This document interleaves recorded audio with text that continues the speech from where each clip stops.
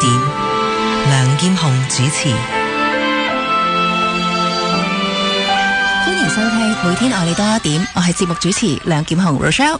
咁啊呢集呢，請到啲朋友仔上嚟傾偈，咁呢嚟緊呢，連續幾集呢會更熱鬧添嘅。不過首先呢，由團長啦去打個招呼先吓。Hello， 大家好啊！我係 Edmond， 我係咧MIB 樂團嘅團長。咁啊 MIB 咧就係咧 Music Inclusive Band。咁我哋主張咧就係共用嘅音樂嘅樂團啦。我哋將音樂咧帶俾佢每一個人嘅心入面噶。係。咁啊，除咗 Edmond 係團長之外咧，仲有兩位朋友嘅。Hello， 大家好，我係 Cassie 嘅媽咪 Marine。Hi， 大家好，我係 Cassie。Hello， 咁啊有幾位朋友啦，同音樂好有關係。咁頭先 Edmond 有講過啦，咁佢就話佢係 MIB Music Inclusive Band 音樂共融樂團嘅團長啦。咁其實我都想了解一下嗱，因為你哋我睇上網見過啦，咁你哋嘅團隊呢，其實都係嚟自一啲可能唔同嘅視障嘅朋友啦，有小妹妹好似 Cassie 咁細個亦都有嘅，咁有啲成年人亦都有啦。咁主要都係一啲唔同程度嘅視力障礙咁嘅。我想問下呢，最初點解會組成呢個樂隊嘅？其實咧，我哋係有個慈善機構喺背後嘅。咁其實我同 Marine 呢都係呢個集合咗呢個慈善機構，叫做 Live Theatre 啦，拉闊劇團。咁我哋都係想令到將呢個表演藝術同埋音樂嘅表演可以咧通過一啲演出形式或者培訓嘅形式，即係由訓練一開始去到演出，除咗能夠帶動到即係本身學或者樂手或者係樂團員嘅成長之外咧，都可以將呢個共融嘅信息帶到去聽眾，即係咧觀眾啊，又或者係聽到音樂嘅人，每一位中意音樂嘅人，咁希望都係帶到佢入去佢哋嘅心入面，知道其實音樂都係無分彼此嘅。就算即係我哋而家都係主要服務嘅對象都係視障嘅朋友仔啦，因為我哋覺得睇唔到嘢，其實都唔會影響個音樂噶，因為音樂本身係冇一個影像嘅咁講，咁本身音樂就係聲音嘅，咁所以呢，我哋就係點解將呢個視像嘅楞上嘅音樂呢？就係其中嘅原因係咁樣咯。頭先你聽你講過啦，就係你哋背後呢，其實係有一個慈善團體啦，就叫做 Live Theatre， 即係拉闊劇團啦。咁其實我想問最初個成立個拉闊劇團係由幾時成立啦？同埋當年嘅成立係咪都同而家 MIB 個宗旨或者個理念係一樣嘅？呢個 Live Theatre 咧成立咗10幾年啦，其實2013年就註冊咗香港嘅即係慈善機構啦。咁呢，我哋其實都係早幾年開始加入去，咁因為我哋其實呢個劇團或者呢一個慈善機構嘅宗旨都係用表演藝術去即係將一個信息，一個關愛共融嘅信息帶到去社區嘅。咁所以其實我哋加入咗之後呢，就係主力就係將呢個視障人士嘅音樂可以呢更加專注去訓練到呢樣嘢。每天愛你多一點，梁劍虹主持。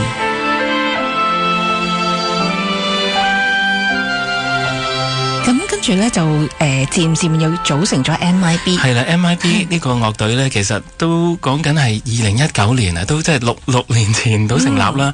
咁不過可惜啦，即係中間有經歷過疫情啊，有好多即係停滯咗啦。咁所以我哋其實喺我哋嘅練習嘅過程咧，其實都有遇到困難。咁啊呢幾年我哋都冇放棄，咁啊繼續咧去做。咁啊亦都好多謝即係你哋去訪問我哋啦，令到我哋咧就希望能夠將一啲信息帶俾觀眾，亦都希望聽眾能夠更加認識我哋，同認識視障人士嘅音樂究竟係啲咩嘢咧咁樣。明白。咁我都想問下 Marina， 即係 Cassie 嘅媽咪啦。咁其實當年嘅拉闊劇團你都有份去成立嘅係咪啊？創辦嘅，可唔可以講下當時其實係嗰啲咩狀況？好啊。咁其實咧，我哋認識阿 Edmond Sir 咧，係因為透過阿 Cassie 學校嘅老師啦，介紹阿 Edmond Sir 俾我哋識嘅。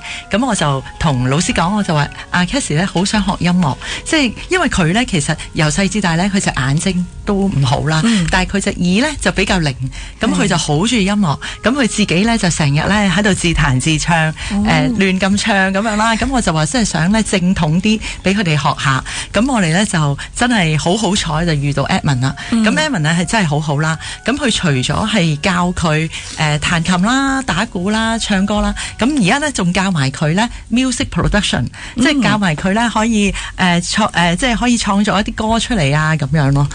咁我哋覺得好好喎。咁同埋咧，我哋視障嘅小朋友咧，其實都好難喺出邊咧坊間可以揾到啲啱佢哋嘅譬如啲堂啊，或者啲老師教佢哋嘅。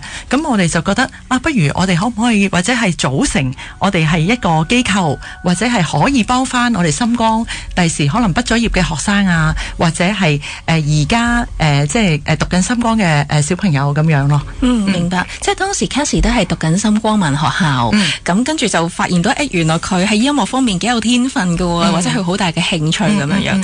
咁但係我想問下咧，Cassie 其實係咪細個已經開始個視力係好差㗎啦？其實咧佢出世嘅時候，因為佢早產，佢27週就出世，咁就佢咧就有早產嘅視網膜病變啦。咁所以佢一出世嘅時候咧，佢右眼咧係已經係完全睇唔到，而家淨係睇到光。咁左眼咧就而家睇到咧係少過10%，係嘛？咁所以佢其實一路咧隻眼都係唔好啦。咁咧但係咧我哋發現到佢咧隻耳仔咧好似比常人咧係比較靈敏嘅，係啦。咁所以我哋咧就俾佢去嘗試學音樂啦，同埋我哋試下買個好細嘅琴俾佢喺屋企試下俾佢彈。咁佢咧聽到啲歌咧，咁佢咧就自己咧就可以咧就彈到啲音出嚟，又好似喎。咁我哋就覺得佢應該係有少少真係有啲天分咯。明白。咁 Cassie 啊，我都問下你啦。咁媽咪就話你自細都個耳仔好靈敏喎，咁我對音樂好有天分。其實你係咪好中意唱歌或者係中意音樂㗎？ Yes， 我係好中意音樂嘅。你幾多歲發現自己好中意啊？大約2-3歲啦，因為我細個成日喺醫院度啦，咁呢，我媽咪同爹哋播嗰啲兒歌俾我聽，跟住我即刻就好開心。同埋我記得以前呢，我媽咪呢，佢成日帶我去嗰啲音樂治療，所以就好中意音樂啦。你特別中意邊啲部分啊？係彈琴啊、唱歌啊，定乜嘢樂器咁啊？我最中意就係打鼓同埋音樂創作。點解嘅？因為第一咧，打鼓咧女仔咧好有型啦，同埋咧音樂創作咧對呢個視障人士咧係唔易嘅，係好難嘅。由而家到凌晨2點，每天愛你多一點。梁劍虹主持。Cassie 啊，一位好活潑嘅小妹妹吓。頭先你講到咧，就話你好中意自己做歌啦。咁你已經做咗一首歌係咪啊？係啊。咁可唔可以講下你做咗首乜嘢歌啊？咁咧，我係做咗我自己嘅原創歌啦。咁咧係我自己作曲填詞，自己編曲，自己彈埋同埋自己唱。呢首歌嘅歌名叫 Try Again。Try Again。咁我哋不如一齊聽下你嘅 Try Again。好啊。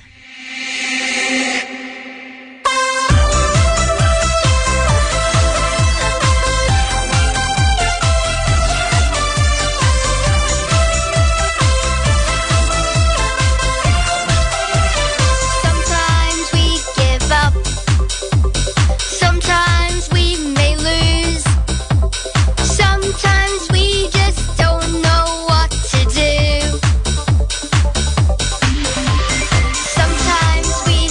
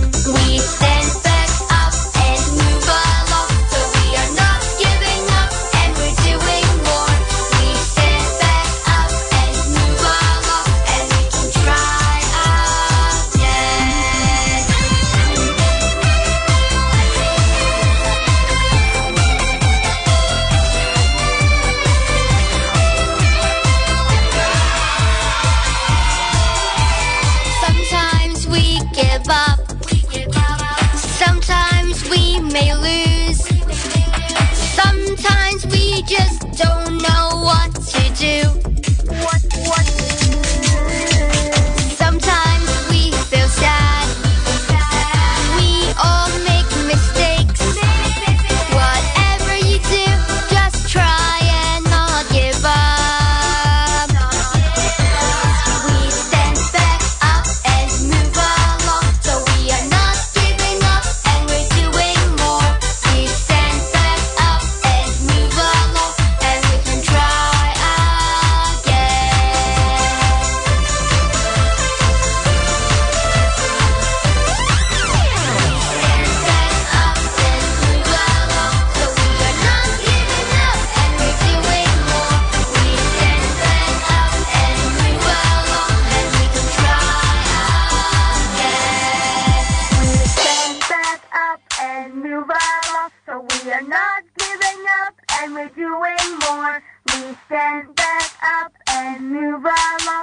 we can try again. We stand back up and move along, so we are not giving up and we're doing more. We stand back up and move along, and we can try again. 但係最初你未跟 Edmund 上去學音樂之前呢，其實嗰陣時你係咪會自學，可能上網睇下啲片啊咁㗎？唔係嘅，因為咧我未跟 Edmund 上去學 music 之前咧，我咧就學咗琴先嘅。咁咧我就跟一個視障完全睇唔到嘅老師咧，咁佢叫我李憲，咁我跟佢學咗彈琴。即係你當時學琴嘅老師都係視障，都係睇唔到嘅。係啊。咁我有冇想問下媽媽，其實當時譬如老師都係視障，咁其實喺教佢或者去學嘅階段，會有啲好難嘅地方啊？其實咧，我哋初我揾一個老師教佢琴咧，其實都好難，因為咧我試過去啲琴行啦，咁就同佢講佢隻眼有咁嘅情況咧，咁都好多老師都話，我冇咁嘅經驗去教佢哋，可能我唔識教啊咁樣，咁我哋都好難嘅。咁咧我哋就因為有一個朋友嘅介紹啦，咁就有一位老師就係視障嘅，咁佢咧就叫李軒老師，咁佢咧因為佢自己都係視障，咁佢咧就可以用到佢嘅方法去教翻佢哋咯。反而仲好啲添，係，仲明白到佢嘅需要。係啦，係。問下 Cassie 先，學咗幾多年啊？鋼琴？即係10年，但係咧，10年啊，一直咧都冇考 grade 嘅，因為我就係學琴咧就想彈下自己流行曲嗰啲。咦，咁你？係，因為咧，其實佢咧就5歲咧，我哋俾佢開始學噶啦。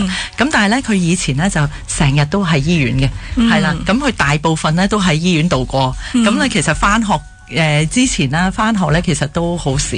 咁所以咧成日斷斷續續咁樣學咯。咁就之後咧就都停咗一排咁樣咯。頭先 Cassie 有講到想彈下啲流行曲啦。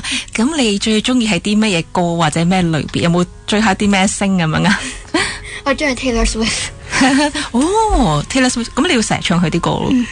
同埋我中意比較嗰啲快歌。快歌，即係好有 beat 咁嘅，即係你覺得好有型咁樣，所以就開始打鼓啦。係啊，明白。咁你覺得跟住 Edmund Sir 學咗音樂之後呢，係咪會有好大嘅轉變啊？係啊。例如係啲咩轉變啊？佢好搞笑。Edmund Sir 好搞笑，點解先？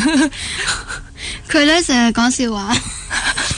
Edmund Sir，你咪好幽默㗎？你答下佢嘅問題先。嗱，其實我覺得咧，學習嘅過程咧，其實如果我哋諗翻自己細個由到而家學習，其實我哋最學得多嘢時，係咪真係不停要係一個好壓迫嘅情況之下去做咧？即係我覺得呢個都唔係話真係音樂，可能係我哋喺個生活或者生命入面，我哋係咪揾到自己中意做嘅嘢嗰陣時，其實我哋係最大嘅動力就係去實踐嗰樣嘢咯。所以我覺得。學嘢時就係首先揾到自己嘅興趣個目標，咁啊最緊要係即係當然有時係咪真係要逼？可能係嘅，但係如果我哋能夠揾到個唔使去強迫嘅方法，都能夠去實踐到或者去學習到，從中其實就做咗就係一路。其實因為有時音樂咧係一個表演藝術，即係一個表演嚟嘅，即係一個 skills 嚟嘅，就唔係話你讀完書就會識嘅，你一定要去實踐，不停去做練習，因為可能肌肉嘅 training 啊，或者身體嘅 muscle 嘅 memory 都好重要，咁所以我覺得做得多，中意做，咁就會進步咯。明白。咁頭先你講到就話其實唔係一定要用強迫呢個方法嘅。咁你係用啲咩方法啊？因為有時你自己又講，有時又係要逼下啦。咁係咪軟硬兼施對你啲學生咁嘅？某程度都係嘅，即係最緊要我哋知道有時我哋真係有個目標。如果我哋有演出或者我哋要製作上或者佢要編曲咁樣，即係有啲嘢一定要冇辦法讓步嘅，因為你係得與唔得之間，咁我哋有啲嘢一定得，一定需要做呢，咁就一定要佢做得到咯。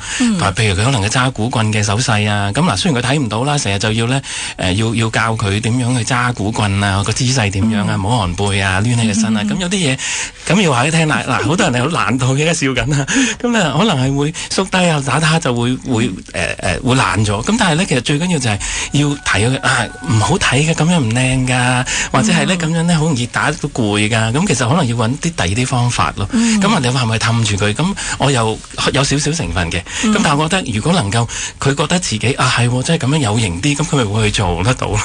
咁我其實都係用呢個方法。咁我覺得佢又好適合用呢個方法。咁大家就係咁樣嘅從中去一路好開心咁去學習咯。我覺得佢係咁樣。每天愛你多一點，梁劍虹主持。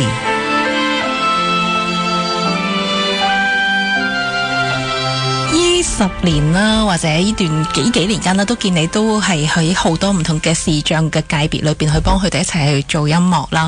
咁其實我想問下，最初同佢哋接觸嘅時候呢，其實係咪即係要教佢哋都有啲好特別嘅技巧㗎？其實呢，反而係我自己要學習呢個技巧咯。